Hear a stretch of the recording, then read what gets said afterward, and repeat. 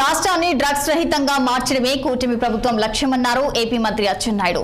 మాదక ద్రవ్యాల నియంత్రణకు విద్యార్థులు నడుం బిగించాలని పిలుపునిచ్చారు. సామాజిక బాధ్యతగా తీసుకుని అరికట్టేందుకు యువత ముందుకు రావాలన్నారు. శ్రీకాకుళం జిల్లా కోటబొమ్మాలి కొత్తమ్మ తల్లి దేవస్థానం వద్ద మాదక ద్రవ్యాలకు వ్యతిరేకంగా అభ్యుదయం పేరిట సైకిల్ యాత్రను మంత్రి ప్రారంభించారు.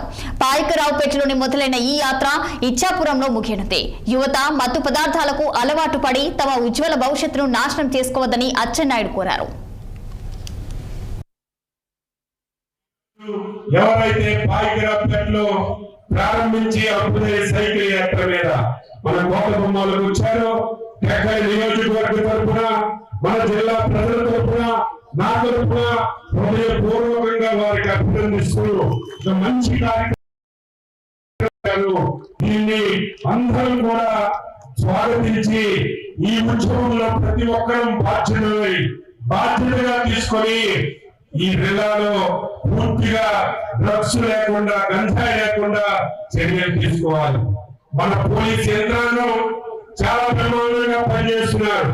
దురదృష్టం ఏంటంటే మన జిల్లాలో గంజాయి లేదు, కానీ మన పక్కన ఉన్నటువంటి ఒరిస్సాలో గంజాయి పడుతుంది.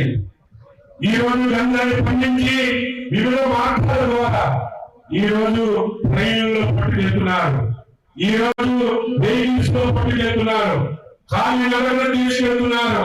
మన జిల్లా యంత్రాంగం పోలీస్ యంత్రాంగం త్యాగ కన్ను వేసి ఉన్న టెక్నాలజీని ఉపయోగించుకొని నిన్నే ముఖ్యమంత్రి గారు దీని మీద రివ్యూ చేస్తే ఎక్కువ కేసులు మన జిల్లాలోనే నమోదు చేయబడ్డాయి.